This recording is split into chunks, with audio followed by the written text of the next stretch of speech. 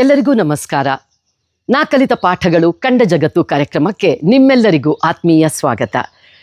ಇವತ್ತಿನ ಸಂಚಿಕೆಯಲ್ಲಿ ಮುಂಜಾನೆಯೇ ಎದ್ದೇಳುವುದರ ಪ್ರಾಮುಖ್ಯತೆ ಹಾಗೂ ಪರಿಣಾಮಕಾರಿ ದಿನಚರಿಯ ಬಗ್ಗೆ. ಮುಂಜಾನೆಯೇ ಎದ್ದೇಳುವ ಅಭ್ಯಾಸ ನಿಮ್ಮ ಶಿಸ್ತು, ಶಾಂತಿ ಮತ್ತು ಆರೋಗ್ಯದ ಸಂಕೇತವಾಗಿದೆ.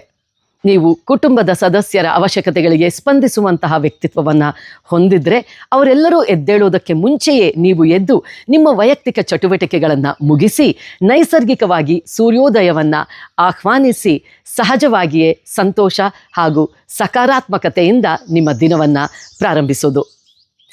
ನಾವು ಅಳವಡಿಸಿಕೊಳ್ಳುವಂತಹ ಚಿಕ್ಕ ಚಿಕ್ಕ ಅಭ್ಯಾಸಗಳು ನಮ್ಮ ದಿನವನ್ನು ಬಹಳ ಪರಿಣಾಮಕಾರಿಯಾಗಿಸುತ್ತೆ. ಉದಾಹರಣೆಗೆ, ನೀವು ಹಿಂದಿನ ರಾತ್ರಿಯೇ ಅವತ್ತು ಮಾಡಿದಂತಹ ಅಡಿಗೆ, ಊಟ ಮಾಡಿದಂತಹ ಪಾತ್ರೆಗಳು ಎಲ್ಲವುದನ್ನು ತೊಳೆದು ಅಡಿಗೆ ಮನೆಯನ್ನು ಸ್ವಚ್ಛವಾಗಿಟ್ಟು ಮನೆಯನ್ನೆಲ್ಲ ಆಯೋಜಿಸೋದು ಹಾಗೂ ಮುಂದಿನ ದಿನ ನೀವು ಮಾಡಬೇಕಾದಂತಹ ಕಾರ್ಯಗಳ ಒಂದು ಪಟ್ಟಿಯನ್ನು ತಯಾರಿಸಿ ಮಲಗೋದ್ರಿಂದ ನೀವು ಮುಂದಿನ ದಿನ ಬೆಳಿಗ್ಗೆ ಎದ್ದಾಗ ಒಂದು ಹೊಸ ದಿನಕ್ಕೆ ತಾಜವಾಗಿ ಎದ್ದೇಳ್ತೀರಾ.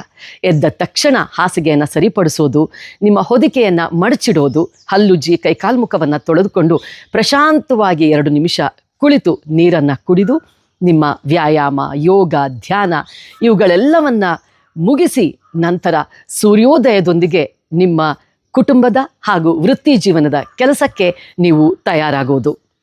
ಹೀಗೆ ಮಾಡೋದ್ರಿಂದ ನೀವು ಯಾವುದೇ ಗೊಂದಲವಿಲ್ಲದೆ ಶಾಂತವಾಗಿ ನೆಮ್ಮದಿಯಾಗಿ ನೀವು ದಿನವನ್ನು ಕಳಿತೀರಾ. ಹಾಗೆ ನಿಮ್ಮ ಜೀವನ ಕೂಡ ಬಹಳ ಸುಗಮವಾಗಿ ಸಾಗುತ್ತೆ.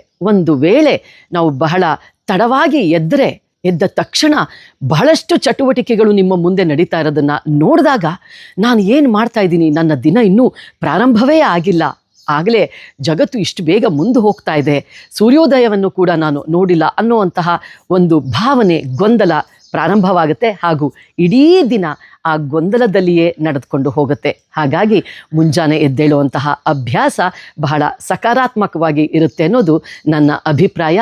ನಿಮ್ಮೆಲ್ಲರಿಗೂ ಒಳ್ಳೆಯ ದಿನವನ್ನು ಬಯಸುತ್ತಾ ಶುಭೋದಯವನ್ನು ಕೋರ್ತೀನಿ.